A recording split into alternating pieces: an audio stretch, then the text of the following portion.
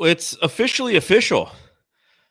The 2022-2023 NBA season is over. The Denver Nuggets have defeated the Miami Heat. And Matthew, I said it before the series began. Never that quick. Nuggets in 5, and that's what we saw was Nuggets in 5. There you go. Good for Denver. I'm happy Denver won. I have some people who've texted me and some people who, they drop and slide into the DMs and they're like, fuck Denver. I'm like, really? Denver's like the Suns. I've said this before. We've never truly hurt anybody's feelings. We've never won a championship to the point where somebody lost out on winning a championship to us. In fact, with this win, the Denver Nuggets winning the championship, the Phoenix Suns have now lost to the eventual NBA champion 15 of the 32 times they've appeared in the postseason. 47% of the time. If you play the Suns and you win, you're most likely going to win a championship. It's unreal. It's crazy. And Jamsters, I'm sorry. I'm pretty happy for them. I'm happy for Jokic. It's not like it's a rival, really, right? The 4-0, the sweep that we had 2 years ago, that was just something that was a fluke. You know what I mean? It wasn't anything to stir up a rival. I'm happy for this franchise. I'm happy for the Jokic family, him and his big brothers they probably pretty much killed 14 people maybe between the two of them. I'm pretty sure. Probably higher than that. But yeah, I'm happy for them all. The KGB. I'm happy for yeah, and it's not one of those things where it's like if it's the Lakers, it's like, oh, fuck that team, right? It's different. It's not a rival with the Suns. It's a team that's worked hard. And I guess you could say maybe they did it the right way. You know what I mean? If you want to go that route, you have your superstar, you built it around them, you waited through the injuries, you waited through all of that, and then it finally came together, the perfect moment, and it was a legit championship this year. It's not one you can put an asterisk next to it, I don't think, right? Oh, hell no. There's no way, shape, or form. This is a team that has been building to this moment. And as a Suns fan, more than anything, I'm envious. I'm envious of that moment because what the Denver Nuggets accomplished in this season is what Phoenix, in my personal opinion, should have accomplished last season, where they had that organic chemistry and they had the right pieces to the puzzle and they put it all together behind the superstar that is Nikola Jokic, and they won themselves a title. And as I was watching the confetti fall down in Denver, I was like, fuck, man, I want that moment. I want that moment so bad. I want that feeling. We were so close to it 2 seasons ago. We were primed for it last postseason. And then obviously the Phoenix Suns fell flat on their face. And then this year, I think we all knew it just wasn't it because of how the Suns decimated their depth in an effort to get Kevin Durant mid-season. So what Denver did is the exception, not the rule nowadays. Develop around 2 guys, bring in some right free agents, draft correctly. They did all the right moves with getting Nikola Jokic, first steal during a Quesarito commercial, having Jamal Murray, trading for Aaron Gordon, having MPJ fall in their lap during the draft and allowing him time to heal himself and develop. Good, bad, or indifferent, they've won the title with that formula. It's hard to replicate that. And given, the CBA and everything that lies before the Phoenix Suns, it's going to be hard to replicate for this team. But we're going to try. Any regrets that we just didn't stay the course? Of course. Yeah, I know. When you see a team like this do it that way. And it's crazy because our best player is Booker. There's this Jokic. Right now, the centers, they're taking over, right? Giannis, you want to call him a center, whatever. But these guys are taking over. And, yeah, I mean, the Suns, they battled them in the second round. They did. But they just didn't have the guy. They didn't have Jokic. You know what I mean? It's just is Booker – because I was just thinking about this. I'm like, will Booker be that good to where he can just take over like a Jokic? I just don't think he has the size, obviously, and that's why they're trying to surround him with a KD or anybody else's free agency. But I just don't know if Booker can get to that level, obviously, and it's a different position, a different breed. Jokic already talking about top 5 of all time, right? Yes. Top 10. You know what I mean? He's going to be up there. So let's see how Booker comes back next year. Let's see if he could be that Jokic kind of guy in the playoffs next year and just take over that way. But I don't know. Maybe he's too far from it or just too short. I think it's comparing apples to oranges in all honesty, because how many people can really be Nikola Jokic? I mean, you look at what he did this postseason, and it is rarefied air. Bill Simmons calls it the 42 club, right? Guys who combine points, assists, and rebounds and average over 42 of those in the play in the postseason. It's very rare. Jokic averaged 50. It's even more, it's like Bill Russell territory. So to wonder if Devin Booker can be on the same level as Jokic is unattainable, in all honesty. What you need, or what we need, and what the Suns need, is for him to continue to develop and continue to be that devastating scorer who can hurt you in so many different ways on both ends of the floor, and then just put the pieces around him that allow him to be successful. And when you ask the question, are there some regrets? There was definitely some regrets. I was talking about it with one of my buddies today. I was out there golfing in 89-degree weather here in Phoenix in June. It's absolutely splendid.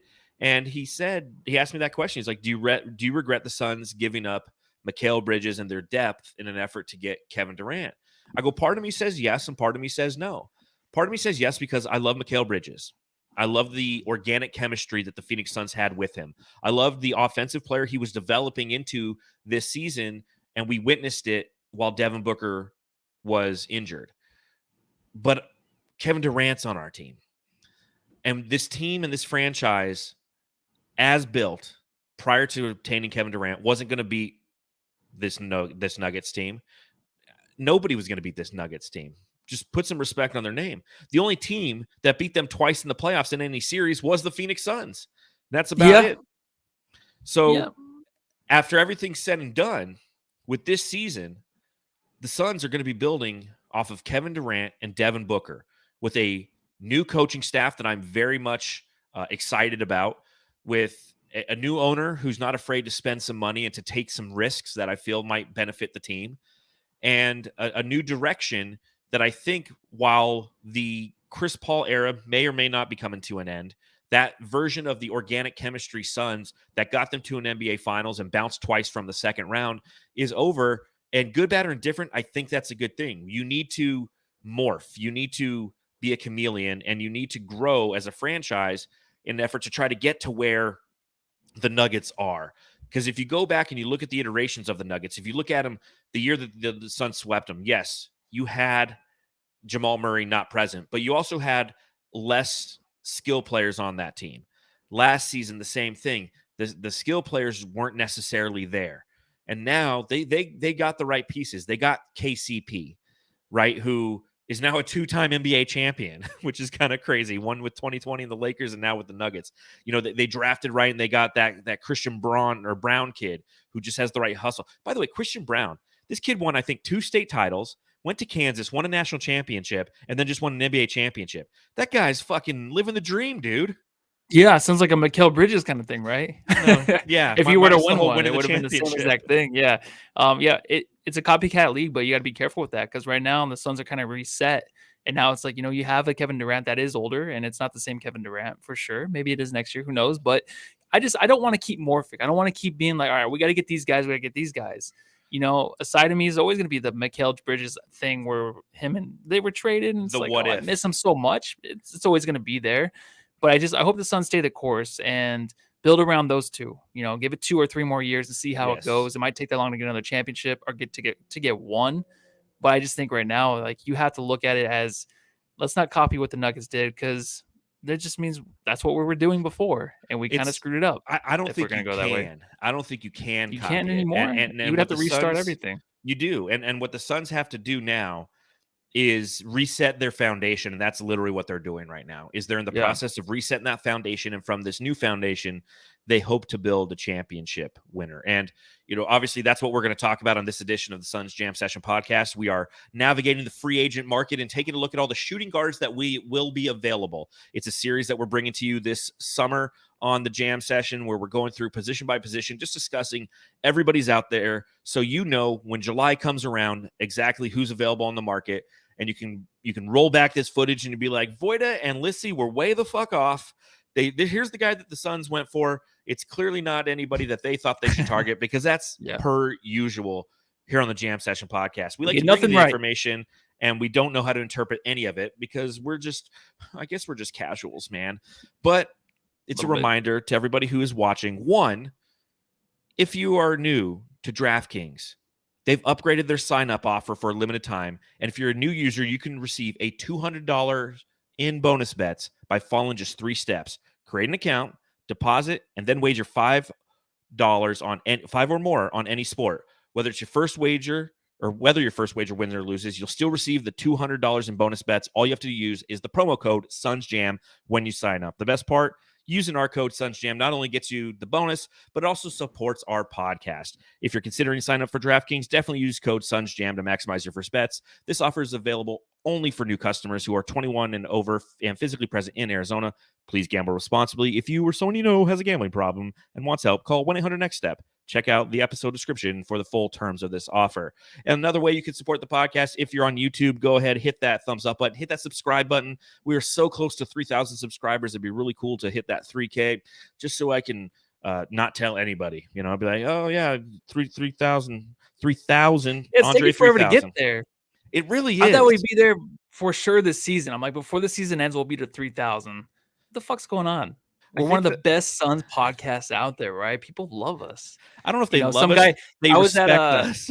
Yeah, but I was at where was I at? Trader Joe's, and some guy, I was wearing a Suns hat, but he started asking me about the Suns.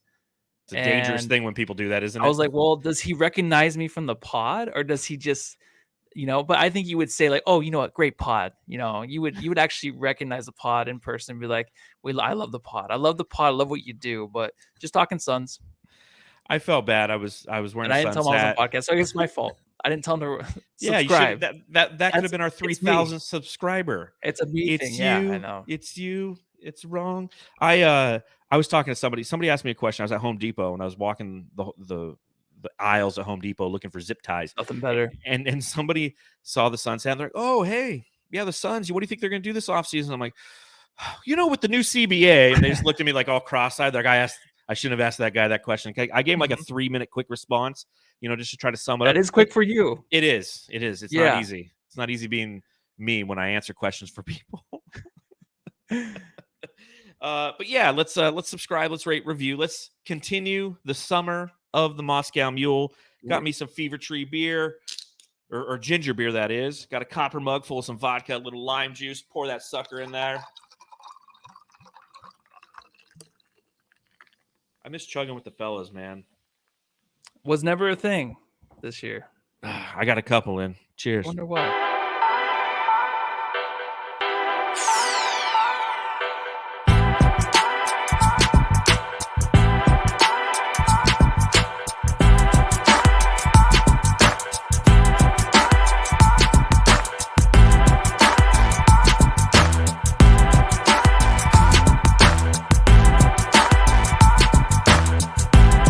Free agency is the next thing that the NBA will turn its eyes to before the NBA draft. But before we talk about all the shooting guards that are available, I do want to talk a little news in the NBA that could or could not affect the Phoenix Suns. And I just want to get your point of view on this, Matthew. Fred VanVleet let the Toronto Raptors know today that he would not be exercising his player option for $22.8 million, thus making him an unrestricted free agent on the market. Now, we talked about it a little bit in our free agent market preview when it came to point guards. But again, can you echo some of your thoughts about now with the fact that Fred VanVleet is on the market? 2 questions. Does he come to the Suns? Can he come to the Suns? Oh, I think he can. Brian Windhorst even was hinting about, Chris Paul. He's probably going to come back. I think Chris Paul as an option off the bench would be huge. Fred VanVleet would be the best point guard to replace him, I think, in the starting lineup. Because what I'm asking for is just a guy to be there, play defense, that can run the offense, obviously. And he's perfect for that. I think he can actually run the offense perfectly, play defense, and he can be a guy that can play next to Booker and just be that other guy. Just be the other guy. Don't take too much away from KD and Booker. I think Fred's perfect for that. Him and Chris Paul can share minutes. Chris Paul can get his rest. This is just me thinking like Chris Paul's coming back. Because when Brian Windhorst says like, maybe something's happening. Remember before I never trusted that dude? Now I kind of trust him now with things. So him hinting at that got me a little excited about Fred VanVleet's joining the Suns. Because John, right, we've always wanted him. I feel like for the longest time, right? And this might actually happen. The jersey swap things happen on Twitter right now where he's in a Suns uniform. So it has to be legit. I think it's one of the best fits for the Phoenix Suns because of what he brings. What Fred VanVleet brings isn't elite playmaking. It isn't elite scoring, but it's it's quality on both, but he's durable as shit. Like that's what we need. We need somebody who can go out there knowing that we have Kevin Booker and Devin Durant and playing the way that they both can play and the way that they can fill it up. You need somebody who can just simply provide stable minutes next to them and quality minutes, and Fred VanVleet can do that. What's interesting about this is the fact that, you know, he's opting out of $22.8 million. And I wonder if he's doing that because he believes that he is worth more on the market. And it's something that we had mentioned when we were talking about him, was simply, you know, how is he going to navigate the market now that the majority of teams that are contenders aren't and don't have the ability to necessarily pay him. The market, we don't know what the market's going to do this offseason with the new CBA, with the tax aprons, yada, yada, yada. There's a lot of really smart people who are trying to figure out exactly how this can go. And is Fred VanVleet going to end up being one of those casualties of this new system? And are they going to have the ability to sign him? Now, what you're mentioning, of course, we went live right after Chris Paul, you know, was waived, quote unquote. And then they're like, you know, Chris Haynes always gets it wrong. We should have known that. When Chris Haynes is the one who reported it, we should be like, Matthew, let's wait until that bad though. What's I feel that? like he's never been that bad because that was pretty bad. He's been bad a few times when it comes to the Suns. Okay. You know? Am I wrong? Yeah, I know. I mean, you can't trust him, I guess.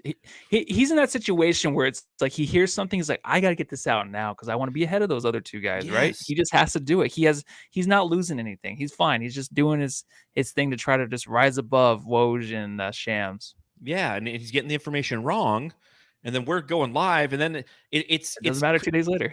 It's correct, but it's incomplete information because the information ultimately is there's multiple options. They're not just straight up waiving him.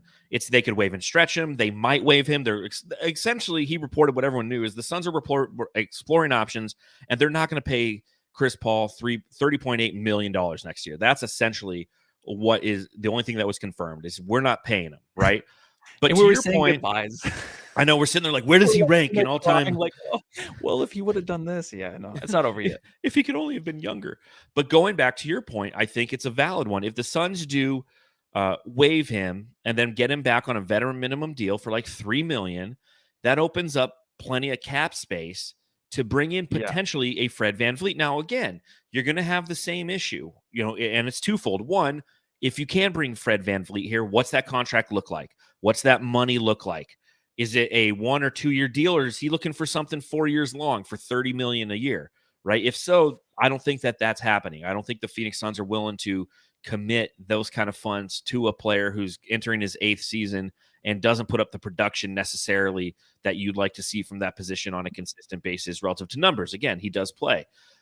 But the other side of that is, again, from a money standpoint, you would have him, Devin Durant, Kevin Booker, and DeAndre Ayton all under contract, and that puts you over the tax before you've even filled any other aspect of your roster, you know, not including Landry Shamet, Ish Wainwright, and Cameron Payne.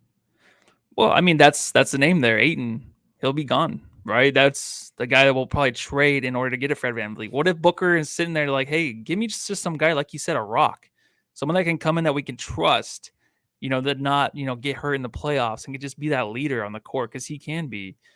That's worth the money, I think, more than what DA is. I want that for 4 years for $30 million than what we have for DA. I do. And even if you trade DA away for nothing, like a Miles Turner, you do that. I would take Miles Turner. If anybody wants Ayton, I would take Miles Turner to have Indiana to be our center, and then Fred VanVleet to be our point guard. That would be absolutely perfect for me. I'd be like, that's a championship team right there. Well, and in that same breath, if you're getting rid of DeAndre Ayton and you're trading him to the Indiana Pacers, it's not a 1-for-1 deal. Miles Turner for Ayton isn't 1-for-1. It would be Miles Turner and TJ McConnell.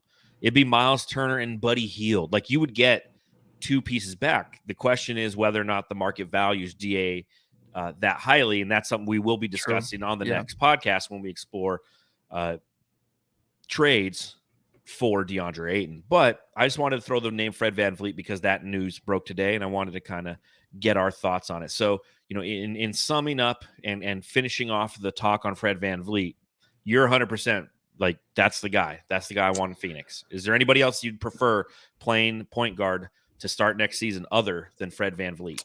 I'm actually headed towards the way of like just like a Marcus Smart, someone like that, money wise. But if we're gonna throw money at a guy like Fred VanVleet, I'm not gonna be upset about it. I mean, I'll be okay. It's not like I'm super excited. I see the tweet. It's like, all right, here we go. Like this is it. But I would be stable. I would be happy for Booker that he has a point guard. And like we're talking about today, you just need to get that depth, the shooting guards behind Booker. That's the next step for me. I don't care too much about the center position right now. You know what I mean? And we'll talk about DA later, but Fred VanVleet, I think, is just heading in the right direction if we can grab that guy. I'm kind of with you. I mean, again, from a money standpoint, I think like when you say Marcus Smart, like that's more of where I'm looking from a money standpoint, because you need other players. You need other you need to pick up some depth, because again, I think that the challenge that this team's really going to run into this offseason is trying to fill out this roster with enough depth to simply get them through the season. You take a look at Denver throughout this finals, and they're an 8-man rotation. They're a 9-man rotation. That's what you need, is 9 solid players. So if you can get Fred VanVleet, I'm all for it, but the money's got to make sense in an effort to try to give you some more depth. So there's your Fred VanVleet news, ladies and gentlemen. It's time to start talking about shooting guards. The free agent shooting guards give you a comprehensive list of everybody who is currently out there. In case you didn't know, now you're going to know. You're going to tell all of your buddies. And we're going to start with club options. So these are the teams. Well, let's start here. Shooting guard. Obviously, that spot's taken. So if the Phoenix Suns are looking to acquire shooting guards, they currently have under contract Devin Booker and Landry Shamet. So as we explore shooting guards, how are you doing this? Where are you coming from? Are you coming from the mode of thinking that, hey, we already have our first and our second guy? I don't think we're trading Landry Shamet, so I'm going to go ahead and just say, hey, I need the backup to the backup shooting guard. Or you said, hey, maybe we're going to trade Landry Shamet and get some other pieces that meet some other needs on this team and explore the shooting guard through free agency. Which mode of thinking are you coming from? Well, I think for the Suns, it's always been tough to get a guy to back up Booker. It's always been like the hardest thing to do. When you got a guy in Shamet, you're overpaying with the $10 million, $11 million a year. A lot of expectations, but I wouldn't mind paying that if they can get some guy that's confident, some guy that can come in and actually provide decent minutes every other game. Every other game, that's what I'm looking for. Someone that just come in and give Booker a break. Give that first team offense a break. That's what I want. There's some guys out there for sure, but I definitely just want to replace Shamet. I think that's going to be huge for the Suns moving forward. I think if you can figure out the point guard position, just having that shooting guard behind Booker is going to be huge in a way where Booker can get the rest, like I said, but then you can have a guy that can like win you a game, right? I think Shamet, of course, the one game that he won in the second round against the Nuggets, of course, that was huge. The best game he's ever had, right? Yes. As a Sun. But I want games like that during the season where we can get guys like 3 or 4 games that can win it for the Suns when KD and Booker are off.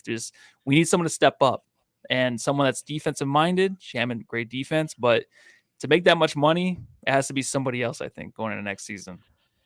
My problem, exactly. My problem is we've played this game, Matthew. We tried to trade Shamet. Had Trade Machine Landry Shamet as our first edition of Trade Machine, and we recognized in doing so a couple different things. One, it's really hard to try to trade Shamet just straight up for somebody because his value, coupled with his contract, isn't going to get him anywhere. There's no team that's out there going, you know what we need on our team? You know what the missing sauce is? It's Landry Shamet. There's no team out there that truly wants to tank so goddamn bad that they're like, dude, we'll take Landry Shamet and start him just so we suck, so we can go get the first overall pick next year. No team's doing that. So while I want Landry Shamet to be utilized as a trade piece to bring in somebody of more substance, somebody of more quality, somebody who can do exactly what you said and win us games, who can come off the bench consistently and put up points and give Devin Booker a relief, and extra minutes, those games where he checks out and he doesn't have to check back in. you're not going to really find that. I don't think it will. I think maybe you can find it, but you're not going to find it in Landry Shamet. But again, due to his value on the market, I don't think he's going anywhere. Landry Shamet, quick question. How many times last season did Landry Shamet score between 20 and 29 points in a game? I'm going to say 1. 0. I was like, because you brought it up. I'm like, there has to be 1 game. He scored 30, in the second round, he scored 29, right? 31 twice, right? And it was in the same week. He had 31 points against the Washington Wizards, and then on Christmas Day, he had 31 points at Denver. And his next highest scoring regular season game was 16 points against the Minnesota Timberwolves. He had 19 points, as you mentioned, in that game, 3 win against the Denver Nuggets, or game 4 win. I'm sorry. But that's the exact opposite of what we need. We need a guy who can get you 20 every now and then, and he can't get you 20 ever. Well, it's such a struggle. It'd be nice to go into next season where you don't have guys like Aiden and Shamet, where it's such a struggle. I know team fans, they hate some players on their team, but just having guys that roll out there, you're just like, what are we going to expect? You know what I mean? Like, at least we know like certain guys suck at certain things and they keep doing it, but it's frustrating to have a guy on your team where you see glimpses like a Shamet where he can be confident, play good defense, and be that guy to knock down shots, but you just don't know what you're going to get. Like, same thing with Aiden. So that's the frustrating part, I think. But maybe all fan bases have that. It's just maybe we have it worse. They absolutely do. But here's the difference, and this is where you're absolutely correct, is both Aiden and Shamet, the issue is the price for value paid. That's it. Both of them are making way too much money to be that inconsistent. That's the issue. When you're paying somebody like Landry Shamet $10+ million a year, you expect a certain level of production. This isn't a guy coming in who's making a veteran minimum and he excites you every now and then. Like Ish Wainwright. Ish Wainwright is, was a 2-way contract. So when he had a good game, it's okay, right. Sweet, man. That's exactly. Price for value paid. But again, as we go through this list of shooting guards, that's the challenge I feel. Because in my head, I want to look at this list and go, dude, this is the backup to Devin Booker. This is the guy you need to acquire as a backup to Devin Booker. But I know that the logjam exists, and his name is Landry fucking Shamet, and he's really hard to trade. And Blaze Megatron, one of our elite jamsters, again, if you want to become an elite jamster, hit the join button on the YouTube channel. He says it perfectly. Shamet is a trade filler. And we'll see if that's how the Phoenix Suns navigate this offseason with Landry Shamet, is if they utilize him as a trade filler with a Chris Paul, with a DeAndre Ayton, with a Cameron Payne. They can, get something in return that's not necessarily winning the trade, quote unquote, but it's a change of scenery for Shamet and a change of scenery for whoever's coming in. It might not be a name that's sexy, but it's got to be sexier than Landry Shamet, because there's a reason he's referred to by Ryan Russillo as Shamet Face. Yeah, I know. That's pretty brutal. I would never go there. That's too much. I think we probably did in the past, but it's a change of scenery for the fans. We need to just see something else. We can't be excited with this guy again on our no. Team. We just can't do it. I just can't. Man. Can't do it. It's like Abdul Nader again. I can't get up for it. No more. So, exploring some of the shooting guards that are available on the market. We'll start with the club option gentlemen. These are the guys who may or may not be brought back to their team. It's all based on what the club feels. The first guy for the Detroit Pistons, scheduled to make... Oh, and by the way, there's 4 tiers. 4 tiers, right? You have like all-star, starter. I forget all the statuses. We'll get into them. But both of these guys who have club options are considered starters. The question is whether or not their teams want to pay them money. Alec Burks from the Detroit Pistons is scheduled to make $10 million a year, and he is a starter. Do you think that Detroit brings him back? Oh, I have absolutely no idea. Yeah, I'm not really sync with the Detroit Pistons and their salary cap number. My guess is they'll probably bring Alec Burks back. Malik Beasley, who's with the Los Angeles Lakers, he has a club option for $15.6 million. He is also of that tier of a starter, but I don't think the Lakers bring him back. I think that they're trying to clear cap space wherever they can. He's a club option. I think he's gone. Oh yeah, that's the first thing I thought about. It's like, who else can we get in here, right? With LeBron saying he might leave, always hinting at things. Nah, you got to get someone else in there worth that much money and a sexier name. You just have to do it with LeBron. Good team in the playoffs. Like those guys look good, but didn't work out. They didn't win it, so you got to get someone else new. So are you interested in either of those guys? If they were to be released into free agency, if Detroit was not ready to bring Alec Burks back, or the Lakers are not ready to bring Malik Beasley back, are either of those names that interest you in potentially signing to the Phoenix Suns? No, not at all. And like Blaze Megatron did say earlier, he said, "Are we all sure that we don't need a starting shooting guard just because Point Book might be an option next year?" That might be something, right? That'd be crazy. If we're looking at it that way, I still don't want any of these guys. I don't. That's a good point. And I love that Blaze brought. That's a great point, Blaze. Yeah. I'll read that again, Matthew. CP3. What Blaze Megatron threw out there was, are we all sure we don't need a starting shooting guard? I mean, isn't there a decent chance that we see Point Book next year? So, question. The team that just won the finals, who's their starting point guard? Jamal Murray. Yeah. It's more like a Booker type, right? Comparable. Always been compared. Okay, so think about that. I think that's, again, that's going to be from a strategic standpoint. Balls deep in it then. And we know that if we have no CP3, we already went over the point guards. There's nothing exciting coming out on the point guards unless Kyrie Irving or Fred VanVleet join the team. Those are the only two truly talented players that exist out there. So, okay, I like that. That gives a different spin to kind of this podcast. Shooting guards. Why didn't I think of that? Blaze, we need you to be our producer. You're like, camera three. Yeah. Bring up this point. Bring up this point. Nephew Ashley, come on, nephew Ashley. You're better than that. I like nephew Ashley. I think that's funny. All right, looking at the player options, there's 8 players who are on the or available on player options, and you have one who's in the tier of all-star. You have 5 that are considered starters, and 2 that are rotation players. So obviously these are whether or not these players choose to come back to the teams in which they currently reside. Starting at the rotation player side, Victor Oladipo, he's scheduled to make $8.8 million. I think he probably opts back into his contract. You have heat culture, and you also have he's very injury prone, and I don't know if he put himself out there on the free agent market that he would get much more than that 8.8. No, not at all. I think he has to not count on himself this time. That's tough to say, but we've seen it too many times with this guy. The injuries just happen, and you'll see a glimpse of one game where he looks great, but then 2 weeks later, you're like, wait, what happened to him? He had that one game 2 weeks ago, and he just kind of fell off. That's not a guy you want to sign for that much money at all. Yeah, I agree. That's all we're talking about, Victor Oladipo. Next up, THT Taylor Horton Tucker with the Utah Jazz, player option of $10.3 million. He is considered a rotation player. I assume he opts back in as well, or do you think that he puts himself out there in free agency? Same thing. Making that much money. That's crazy. Dante DiVincenzo. Dante DiVincenzo has a player option for $4.5 million with the Golden State Warriors. I think he's another guy who just stays there.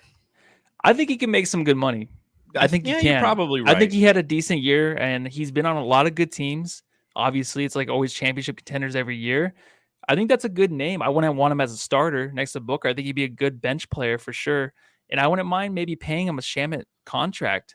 Like, that's a guy it's not going to be like the sexiest thing, but I would rather pay him the $11 million, $10 million a year over what Shamet's getting, just because I know this guy just believes in himself. Dude, out there in the court, he'd fit perfect with Booker and KD, I think. Not as a starter. Maybe we get someone else in there.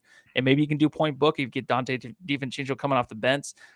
Shooting, I think, almost 40%. Yeah. Last year, increasing from 3. So championship mentality, man. I like him. I like him a lot. I've always liked him. Yeah, I'm not anti Dante. Next up on the list, Gary Trent Jr. My guess is he's going to stay in Toronto. Yeah, he has a player option for $17.3 million. I'm a big Gary Trent Jr. fan. I think that he would be great coming off the bench for the Phoenix Suns in a Shamet role, but you ain't paying him 17.3, and I doubt he's passing that up to enter free agency. Nope, not at all. That's a guy that's going to resign. Now, you know who the next guy on my list is, Matthew? Josh Hart. Oh my guy, Josh Hart. He has my Josh Hart. Oh. Player option different now. I think his face little changed bit. or something. Yeah, he looks a little different nowadays. A little bit. He's more mature. He's He 6 is. years in. He too was on that team with Dante DiVincenzo and Mikal Bridges at Villanova. He's got a player option with the Knicks for 13 mil. I think that city absolutely loves Josh Hart. I think he probably loves playing back there. He's close to Philly where he went to college. I don't think he's going to enter free agency at all. If so, fuck, man, Suns, if you can make a run at him. But again, he's looking, if any of these guys are entering free agency, it's because they think that they can find either a better situation or more money. If he's making 13 mil in a place that he loves right now, I highly doubt that the Phoenix Suns are going to go and pay 20 million for a backup point guard because they literally can't. And I think that he stays in New York, and I have to continue to I have to wait till next year until he's an unrestricted free agent.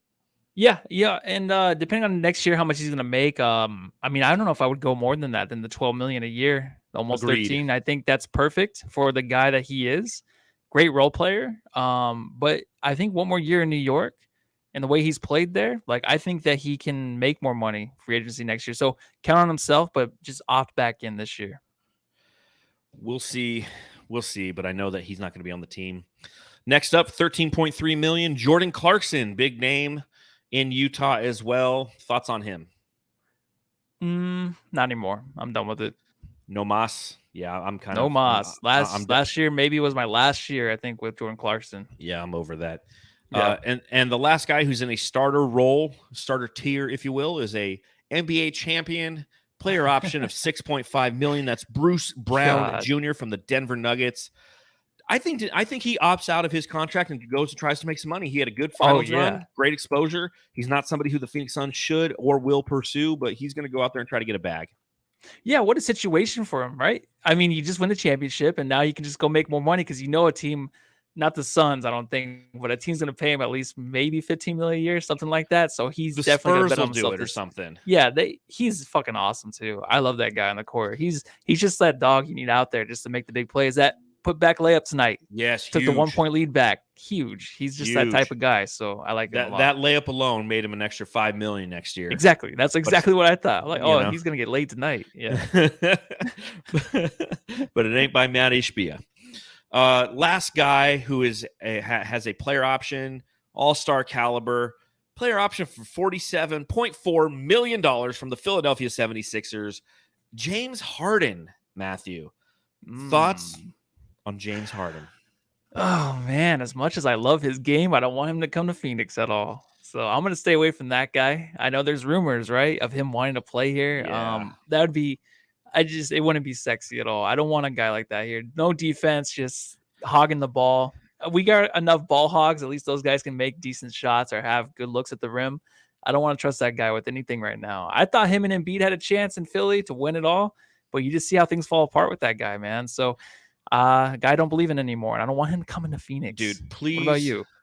Please, dear God, no James Harden. Yes. James Harden, when he has the ball, is above average. And I won't say elite anymore because if you watched him this last season, he's definitely lost a step. He's lost the aggressiveness to go to the rim, and he doesn't have the ability to score like he used to. Off the ball, he's dog shit. If he passes the ball, he just stands there. There's no cutting. There's no hustle. There's no integration into the offense and trying to set up himself for a better shot or his teammate for a better shot. If he's starting a possession and he dishes out of the possession, he's no longer in the possession. He's no longer in the possession whenever he's on defense either. So no on James Harden. I assume that he's, that's the big question right now. We haven't heard, and we know that other foot's going to drop in the upcoming days, whether or not James Harden's going to actually opt into that contract for $47.4 million, or if he's going to work with his buddy Daryl Morey and try to sign and trade and get to a place that he wants to be. I hope and I pray that it is not Phoenix, Arizona. All right, taking a look at some of the restricted free agents. Obviously, for those of you who don't know how restricted free agents work, they're people who can put themselves out there on the market, and if the Suns were to offer them a specified amount, the team in which they're currently on has the option to meet that amount. And there's qualifying offers and all those things. I'm just going to kind of buzz through these real fast because I don't think there's a lot of value here. I'll ask you this before we get into all these names. Is there anybody here who you think has value? Is there anyone who you're like, yes, There's two guys. One that I of course want, one that I just don't care about, but I think he still has a So little who bit of are they? value, and they're not the fringe. Go with both of them. So Matisse Thybulle, I think he's kind of fell off a lot. Actually, I don't even know if he's on the radar anymore. The 3 million, that's actually I think too much for him. And I know that's weird to say, but I don't think he's worth that much. I think he could be a guy that can be at the end of the bench nowadays, unless he can build himself back up. But a guy I'm not interested in. Well, his qualifying offer is 6.2 million as well. So no, it's too much for him. It's too much for him. Agreed. Yeah, just defense. Yeah, that's yucky. Austin Reeves is the other guy. He'll be back on the Lakers, a guy that's a perfect third guy for a Suns team. I would love to have that guy. That guy's fucking amazing. And maybe it's the fluke, maybe not, but that guy is worth the money, I think. And I was going to ask you too, early bird rights. So bird rights, I understand it gives the team an option to match, of course, right? Yes. Early bird, just an earlier chance to match and play the free agent market, or what? Yeah, that's my understanding. Okay. Sure, why not? We'll go with that until the chance is correct. It's like always. So here's the one thing that is interesting about Matisse Thybulle is he is a defensive guy. And if Portland isn't willing to bring him back, which Portland might not be willing to bring him back, and he could put himself out there and the Suns go for that 6.2 million. And Frank Vogel, who's a defensive coach, says, I want this guy. I want to have a guy who I can bring in off the bench and give me solid defense. And we can focus other aspects of this roster on scoring itself. I could see that as an interesting option, but 6.2 is the highest I think the Suns should go for that guy. When you look at all the other names that are out there, you have Drew Smith from Brooklyn. You have Jared Roden from Detroit. Lester Quijones from Golden State. Xavier Moon from the Clippers. Oh, yeah. Lester Quinones. Yeah. Trevor Keels from the Knicks. Johnny Zhang, who was really good at UCLA with Utah. Ron Harper Jr. I didn't even know Ron Harper Jr. was in the league. I didn't know that Ron Harper had a junior. He's with Toronto. AJ Green, kind of like AC Green with Milwaukee. David Duke Jr., Brooklyn. Buddy Boeheim with Detroit. Nickeil Alexander Walker, who's a name probably a lot of you have heard with Minnesota. Romeo Langford is somebody who is somewhat appealing if we're looking to, in that backup to the backup scenario coming out of the San Antonio Spurs, but his qualifying offer is $7.7 million. I don't see the Suns for that quality trying to get those kind of guys. And yeah, I mean, that's just kind of where I'm at with those guys. Well, do you like Austin Reeves?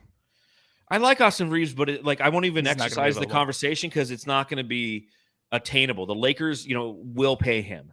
What will happen is the Lakers are going to let the league set the market on Austin Reeves. Somebody's going to go out there and be like, 10 million for 40 years. I mean, 40 years, 10 million. Yeah, he's going to be playing until he's 68. They'll say 4 years, $10 million, something like that. Or 4 million at 17 million a year, 420 million, and they'll just match it. I honestly I think he gets 2025 for sure. Yeah, I think that he's demonstrated that value. He's somebody who gets to the line, he's physical, and I think that the Lakers will match it. The Suns are not going to be they're not going to be playing the Austin Reeves game, right? Yeah, which brings us Taylor Swift. Is he really? They've been seen together. No way. Yeah. Austin Reeves and Taylor Swift? What a world, right? What a world we live in. He's a good looking dude. Yeah, he's okay. He looks like a fucking 2K he plays character. Basketball and he looks like a kid, but I like that. Anyways, now we're looking at the unrestricted free agents. This is where it gets really interesting. Okay, there's 21 players here. Okay, 21 players. So as you go through this list, Matthew, give me 3 guys that stand right out. Well, you go one, I'll go one, you go one, I go one, you go one, I go one. How about that? Okay, I'll just start with my favorite, LeVert, on this. I think it's going to be a lot of money, but I think he's a guy that can start. If you want to do the point book thing, he can maybe be the guy that can start next to Book. And maybe I wanted to say bench, but he's going to be a starter somewhere. So if he comes here, he would be a starter, but I still like him that much. I just do. I believe in this guy. It's one of those guys you just hang on to for forever. There's always the glimpses. There's always the things that people are like, oh, you know what? No, he's not that guy. He's not. But I think he can be in the right situation. A ball hog, a guy that can play with the bench and just be a shooter. You know what I mean? Just a guy that he can spread the ball around a little bit. But I think he's sexy for at least 20 million. That's just what I'm saying. I don't know what's going to happen to anybody else, but I would spend that much if I'm the Suns. I like him that much. You guys can hate me, Jamsters. Go ahead. Well, Karis LeVert last year played in 74 games, started 30 of them, averaged 12.1 points, 3.9 assists, 3.8 rebounds, was 39% from beyond the arc for the Cleveland Cavaliers. And we talked about this quite some time ago. They just kind of fell out of love with Karis LeVert. I like LeVert. Again, price for value paid. I just don't think – I think you said it perfectly. He's going to go somewhere and he's going to be a starter. I agree with that. Yeah. I don't think that's Phoenix. And that's what he wants. He wants the money of a starter. And he wants to play as a starter. And I just don't see either one of those current things happening with the Phoenix Suns. I see it happening, but just not here in Phoenix. So I like Karis LeVert. I don't think that that's somebody that the Phoenix Suns should pursue. Starting it with a rotation guy that I'd like the Phoenix Suns to explore is a guy who has a name that we all know, that we all like. He's older. He's 34 years old. He made veteran minimum, less than that, I think, last year. And that's Justin Holiday. I like Justin Holiday out there. I think, again, price or value paid. He's a guy who will give you the bang for the buck, if you will. Played with the Dallas Mavericks last season. Didn't play much, only played in 18 games with them. Also played with the Atlanta Hawks, but played a total of 46 games last year. 4.5 points coming off the bench, 15 minutes. A defensive guy. He's one of the Holiday kids. If you're looking for a backup to the backup, I think that you bring in Justin Holiday. He's got a good pedigree. He's got the defensive mindset that Frank Vogel is going to be looking for. And I think that that's a guy that you can go ahead and just, throw a veteran minimum at and bring him in and be happy with the results. A career 36.3% shooter from beyond the arc. So not necessarily a 3-and-D guy. He's just kind of a D guy. But again, if we're talking backup to the backup, I think that he's a guy who makes sense for the Phoenix Suns. Yeah, no, I like that pick. I think he's a step above Aaron Holiday, right? Yeah, he's just bigger. I mean, he's literally a step above. He's 6'6". Yeah, I mean, he's a guy that you can throw in there, and that much money too. I think it's perfect, man. I like it. I like it a lot. Okay. Who else do you like on this list? All right, so Lonnie Walker. Always a big fan of this guy. My guy. Yeah, I knew you were going to. I love Lonnie Walker. I do. I think he proved a lot with the Lakers too this year. He had some really solid minutes. I think he's really growing into himself, and I think that has to happen, in his career right now because of the fact that he was in San Antonio. He just kind of bloomed there, and he had a great coaching staff right there to help him along the way. So he's ready to go. I think you can get him with about $10 million a year, maybe, but I think he's a good role player off the bench. He can do a lot of things. He does a lot of things right, and he just believes in himself on the court. But he's still growing. But I think he's at a point, man, where he can just turn the corner this season and be a guy that can win us games off the bench. He can just definitely be that guy. I think he's like my favorite on this list. I just want to throw it out there before you actually said him. So, well, I think we're going to share this one together, and then we could both pick a different third one because Lonnie Walker was definitely on my list. As Coda Kid says, he's a walking bucket.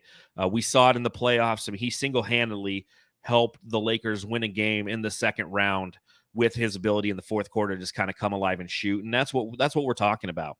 That's what the Suns absolutely need. Last season with the Lakers, 23.2 minutes per game.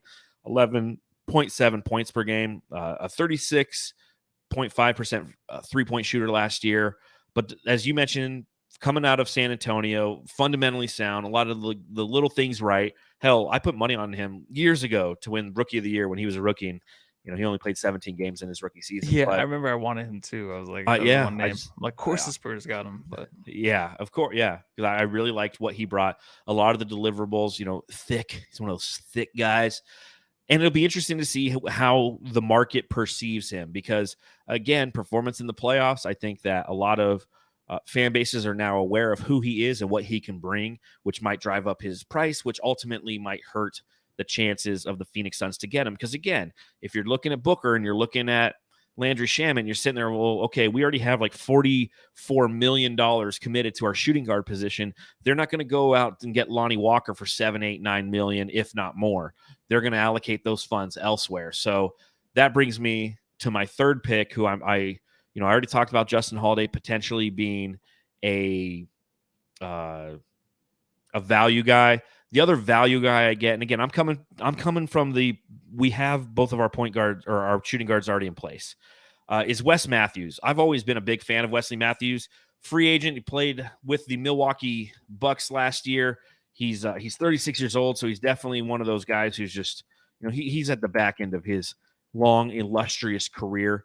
But he's somebody who again, I think just does a lot of those little things right. He played in 52 games last year, 15.8 minutes. He's a guy who can come in and just he eats some of those minutes for you at the shooting guard position. He's not a great three-point shooter. He's 31% from beyond the arc. He only scored 3.4 points per game. But again, somebody who has, in his past at least, in one of his many stops in the NBA, provides a little bit of defense and can give you some minutes. So he's somebody who I think that from a value standpoint, I'm looking at the Suns. If they're looking for the backup to the backup, Justin Holiday, Wes Matthews, those are good pickups, I feel. And guys who both, 34, 35, 36 years old, want to attach themselves to Devin Booker, want to attach themselves to Kevin Durant, want to attach themselves to an opportunity to potentially be a part of a championship team, that I think you can get on that discount for those reasons.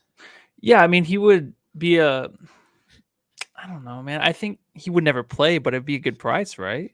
Well, yeah, we have to fill out this roster, man. And shooting guard, yeah, I know. Like when we do our next one, when we start talking small forwards, forwards is going to be a really good podcast because there's decent guys out there, but those are positional needs. Those are guys we need to bring in. Like, we don't need shooting guards. Even with the point book scenario, like when you're trying to spin it that way to benefit the conversation, but ultimately we don't need shooting guards. Small forwards is what we're really going to have to try to fill out this roster with, because that's what we lost when we, obliterated our depth. We lost Mikal Bridges, Jay Crowder, and Cam Johnson. All of them were like 3/4s. Yeah, Cameron Johnson was a 1 through 5 though. He played everything. Remember? Played everything. Yeah, he was. No, I like that, man. I can see that actually happening. Just to fill it out. Once we spend all our money, we'll have like, hey, I have $5 left. Who's your last guy? Get him. Oh, my last guy. I'm sorry. Let me get to that really quick. Josh Okogie. This guy's gonna hit. He's going to come back with a 3-point shot. He's going to come back. He's going to be shooting 40% next year. He's going to start next to Devin Booker. Booker's going to be point book, and we're going to have Josh Okogie there hitting threes in the corner, and it's going to be great. And we're going to have Kogi. He's bringing the mask back. No, I just leave the mask at home. I think he'll actually be a good addition to this team. I mean, to the starting lineup, if he can get his 3-point shot. Because it happens. Some guys, they work on in the offseason. They come back like, whoa, he's shooting 40% now. If he does that, his defense and everything else, I want him starting in that lineup. Still, is there any way, shape, or form that he does come back? Because I honestly think, based on his performance last year, because he would again be a perfect Frank Vogel guy, right? Like Josh Okogie, I love Okogie. Perfect Frank Vogel guy. I would pay him anything. I would pay him everything. That's a lot. I would give him everything. I'll give him my virginity. Give him all of it. You'd give it to him? Yes. Would he have his mask on or off? I want it on so that I can break it during it. You want to breathe heavily into it, fog it up, then break it. Ooh, it's hot in here, guys. It's like you popped my cherry, I popped your mask. Yeah, I don't even know what. Oh, sorry, I don't mean to bring that up. I think Josh Okogie, I would love him back on this team, man. I think he's perfect. Yeah. I think that when we talk about foundation, he's a great foundational guy. I just honestly don't think that he's going to be back. I just don't think he will. I know, but that's so stupid. It's like, just keep some guys on the team. I know it's the money, but there's certain guys you could just believe in, and just count on to come back and just take the next step. I honestly think that he is a guy that can come back and just improve and continue to help this team. Like, what is so wrong with that? Why does it matter? Nothing. It's like, let's get someone else to replace him and do the same thing. It's like, okay, well, he's not gonna hit threes either. Count on this guy. Get him a coach. Shoot threes. Even if there's a shoot threes, I don't give a fuck. I just said that to make your Jamsters happy because I just want him back. I don't want him to be gone. I'll be very upset. Yeah, I wish the Suns would have done something to try to bring him back mid-season, just extend him something, because he's going to go out into the free agent market, and every team's going to want a guy like him, and that's just going to price us out of the market, if you will, when it comes to Okogie. Match it. Looking at some of the other names on this list, if you look at the starter tier, you already mentioned Karis LeVert, Max Strus, and Josh Richardson are both out there. New Orleans is an interesting scenario. There's a lot of interesting things going on in New Orleans right now, right? So you have Shams Charania reported today that they're very, very interested in moving up in the draft. They want Scoot Henderson, right? They want Scoot. So, and they've got assets. They've got picks. They've got assets. They could trade almost anything to Charlotte in an effort to try to get Scoot Henderson on their team. Or if they think that Charlotte is going to pass on him, go the Portland route and snag their pick. So that's going to be very interesting. Another interesting thing that I received via email from a good friend of mine is the odds on where Chris Paul is going to play next year. On June 9th, 3 days ago, the odds for Chris Paul playing in New Orleans were plus 4,000. Okay? As of, I think it was yesterday, his odds jumped to plus 700. 12.5% chance that he's going to, the implied probability is he's going to end up in New Orleans. So something's going on in New Orleans behind the scenes that have changed, and it's not from a big money. It's something's happening there that's saying that he might end up in New Orleans. And I think part of that is they are interested in going and getting Scoot Henderson and potentially bringing in Chris Paul to have him mentor him for a year. If you were to look at the odds, here are the odds for Chris Paul's team next year. Plus 250, the Lakers. Plus 300, the Hornets. Plus 400, the Mavericks. Plus 500, the Clippers. Plus 600, the Heat. Plus 700 is the aforementioned New Orleans Pelicans and the Milwaukee Bucks. Plus 900, the Sixers. Plus 1,000, the Timberwolves, the Rockets, and the Suns. The implied probability is that Chris Paul will be on the Suns is 9.09%. So something's happening in New Orleans. And the Phoenix Suns potentially could be a part of that. Now, I know that we mentioned Josh Richardson's name, who is in New Orleans, and somebody who's been passed around like a peace pipe for years because he had a couple good years in Miami, and then everyone thinks that they can relive those years with him, and he's turned out to be nothing of the sort. But what are your thoughts on New Orleans? I mean, I had the Chris Paul to New Orleans for CJ McCollum. Shit. I mean, it makes sense. I think right now New Orleans is in a situation where Zion is kind of playing himself out of there, right? In a way, yeah. It's probably strategic. They're looking past him, I think. I think so, and it might be Zion and his camp. They're probably trying to get out of there. All that stuff leaked about baby mamas like that. All that stuff always happens. It's just getting leaked now. It's like, come on. He's trying to get out of there. Where else would he come? Is that Zion to Phoenix? No, it would be Zion as a part of a deal to Charlotte for that pick. I think it's smart. But if Chris Paul goes there and is a mentor, maybe they need him as a mentor to Zion, but I don't think that's what Zion needs. He probably needs a new spot. Oh, but yeah, Chris Paul going to New Orleans, I can see that, man. And it's smart. I think they're in a situation where last year they were fucking great. Right? All around they had everything they needed. But now it's just like, well, we need Zion on the court, and he'll never be on the court for you. So you kind of blow it up. You have to maximize your window, and they've got a lot of talent there. Coda Kid's right. Mariah Mills has been passed around, definitely. Josh Richardson's been passed around more times than Mariah Mills, who is Zion Williamson's mistress. Mariah Mills? She's the mistress, the porn star mistress. Oh. Other names on this list, if you look at a rotation player of unrestricted free agents upcoming, you have Seth Curry, unrestricted free agent coming out of Brooklyn. He'll be a hot commodity given what he can do. Jalen Noel from the Minnesota Timberwolves. Shake Milton out of Philly. Hamidou Diallo from Detroit, Troy Brown Jr. from the Lakers, Will Barton from the Toronto Raptors. I kind of like Will Barton, but again, I think there's other guys we should be targeting. Javonte Green out of Chicago. Damian Lee is an unrestricted free agent, which neither of us talked about. Ty Jerome, one of the old TIE fighters from the Golden State Warriors, rotation player, and Austin Rivers. Fuck you, Austin Rivers. And then if you look at fringe players, you have Rodney Magruder, Schliefloff from Chicago, Charlotte, and then Theo Pinson from Dallas. So that's your shooting guards list. So right here, right now, you've got two scenarios. You got one in which the Phoenix Suns say Landry Shamet's gone. Who would you seek out in free agency to replace him? And two, Landry Shamet stays. Who's your backup to the backup? Okay, back to the backup.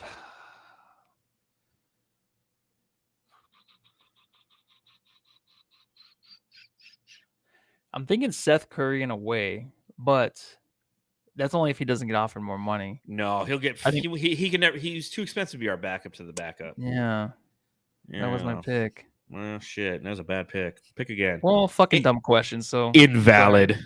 I have no idea. I mean, we were talking about shooting guards. Just we don't need them. So backup to the backup. I guess I'll take the guy you mentioned earlier because I have no idea. Because it would have to be less than $1 million. It'd be like 800,000. So no. if you're It'd saying be the veteran minimum of 1.8, which would be either Justin Holiday or Wes Matthews. Yeah, I don't know. I'll go with the guy you said. And if you want to do backup, I'll go Dante DiVincenzo. But I like that. I don't know, man. It's just so tough. I like that. If the Suns can get Dante DiVincenzo, who again, you know, it ultimately comes out to him because he's got the player option with the Warriors. If he wants to go out there and test himself on the market, he most likely will.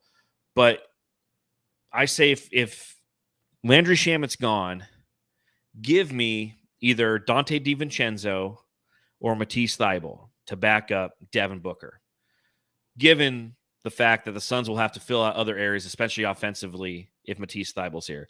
And if Landry Shamet's here, the aforementioned Wes Matthews or Justin Holiday, veteran minimum guys, bring them in, back up to the backup shooting guards. I think that's where I kind of fall.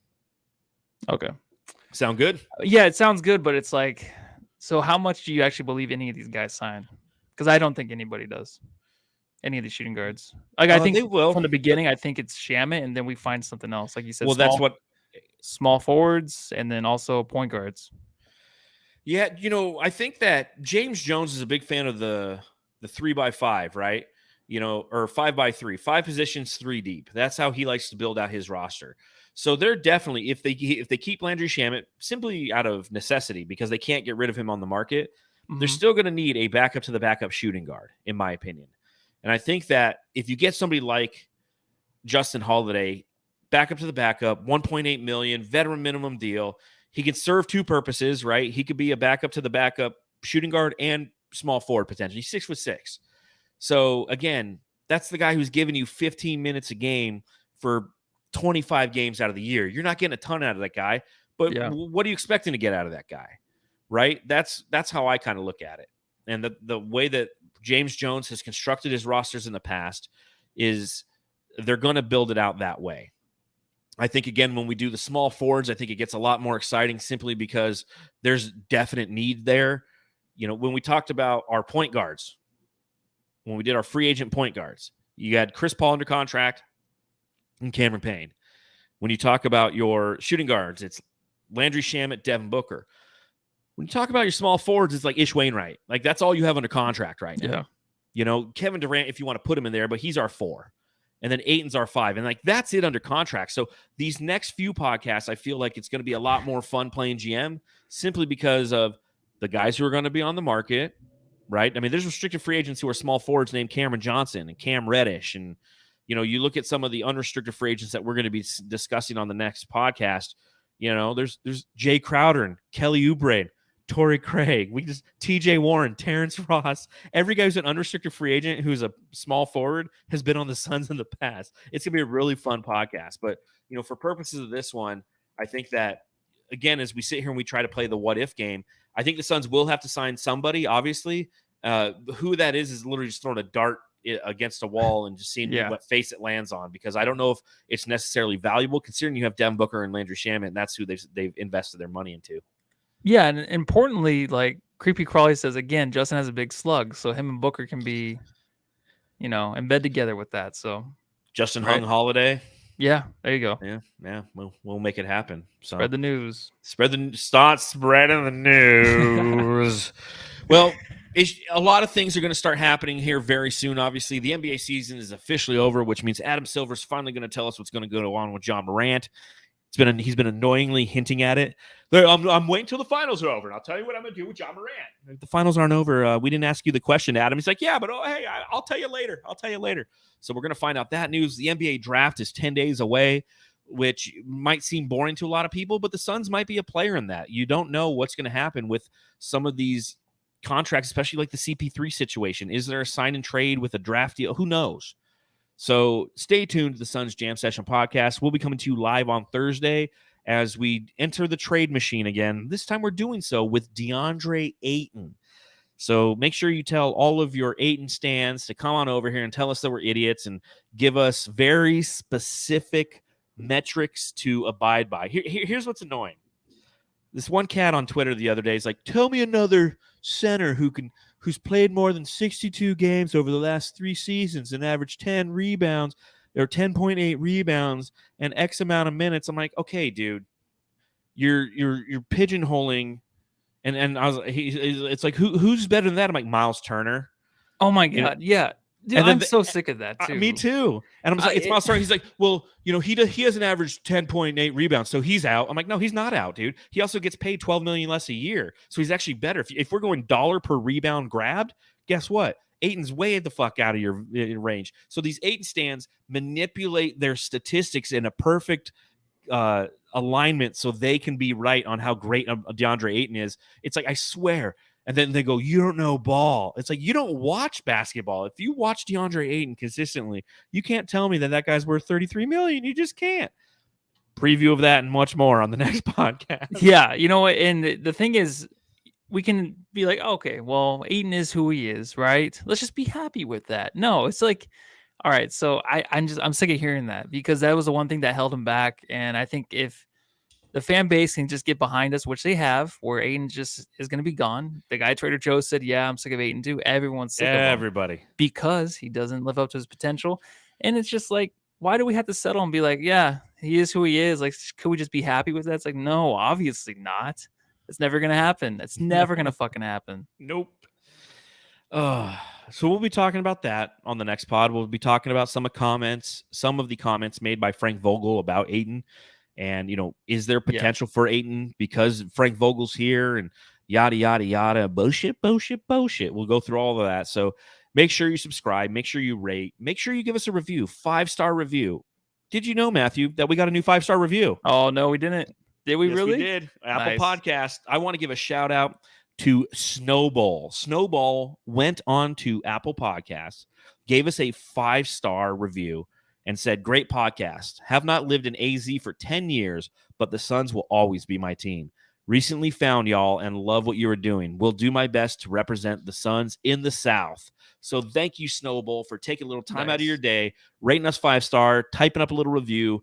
We truly, truly appreciate it. It lets everybody else out there know where their favorite place to consume Suns content is, and that's the Suns Jam Session podcast. So make sure you stop by Twitter, you give us a follow at Suns Jam, you subscribe on YouTube and get us to 3,000 followers. You can follow me at Darth Voida on Twitter, and you can read my writing at brightsideofthesun.com. You can follow Matthew.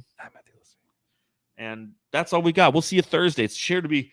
we'll just put it out to the ether that we're going to be talking DeAndre Ayton. There's going to be people like picketing outside our windows, like. I doubt it. I might get the guy from Trader Joe's to come talk to. I'm gay for DA. I'm gay for DA. They're going to be outside. They're going to have they're going to have signs. It's going to be great. So yeah. Until then, Jamsters, right outside my window. So until then, Jamsters, have a good one. Go on with family. And congratulations, Nuggets.